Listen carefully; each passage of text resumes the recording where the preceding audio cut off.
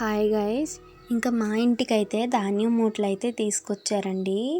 ధాన్యం విత్తనాలు వేయడానికి ధాన్యాన్ని అయితే ఏ విధంగా మొలకెత్తుతున్నాయి, అసలు మొలకెత్తుతున్నాయా లేదా, ధాన్యం అసలు ఎలాంటి క్వాలిటీ అయినవి అని చూడడానికి అవి ముందుగా మన ఇంటి దగ్గర పరీక్షించాలండి. అవి ఎలా చేయాలి ఏంటి అన్నది ఈ వీడియోలో చూసేద్దాము.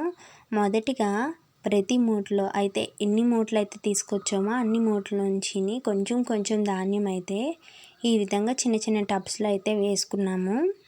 ఇలా వేసుకున్న ధాన్యము ఒక రాత్రంతా వదిలేశారండి. Next day నీళ్ళైతే చల్లారు. నీళ్ళు చల్లిన తర్వాత ఒక 3 డేస్కి అయితే మొలకలు వచ్చాయండి. ఈ విధంగా మొలకలు వచ్చినవి అయితే కొన్ని రోజులకి ఇలా పెరిగాయండి.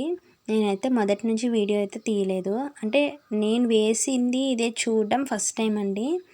నాకు కూడా భలే అనిపించింది, చక్కగా మొలకలు వచ్చి ఎంత బాగా పెరిగాయని చెప్పి, ఇంత బాగా గ్రోత్ ఉందని చెప్పి. ధాన్యాన్ని కాదండి, మా అత్తయ్య అయితే చెలక్కాయలు ఉంటాయి చూడండి, చెలగ విత్తనాలు కూడా ఈ విధంగానే పెడతారండి. ఏ విధంగా పండుతున్నాయని చెప్పి ముందుగా, అంటే మొలక వస్తున్నాయా లేదా అని చెప్పి ముందుగా చూస్తారు. ఇలా చూడడం వల్ల అయితే అసలు ఏ విధంగా పండుతున్నాయా లేదా అని చెప్పి ముందుగా తెలుస్తుంది మనకి. అంటే ఎకరాల్లో వేసే కన్నా కొంచెం అయితే ఈ విధంగా వేసుకున్నట్లయితే మనకి ముందుగా అయితే తెలుస్తుంది. కొన్ని ధాన్యం ఉన్నాయి చూసారా, ఆ ధాన్యం సరిగ్గా రాలేదండి మొలకలు. అవి నేల మీద అయితే వస్తాయంటండి, అంటే చిన్న దాంట్లో కదా, అందుకే రాలేదంటండి. నేనైతే ఈ విత్తనాలు వేసినప్పుడైతే వీడియో తీయలేదండి, అంటే నార్మల్గా అందరికీ తెలిసిందే అని చెప్పి వీడియో తీయలేదు.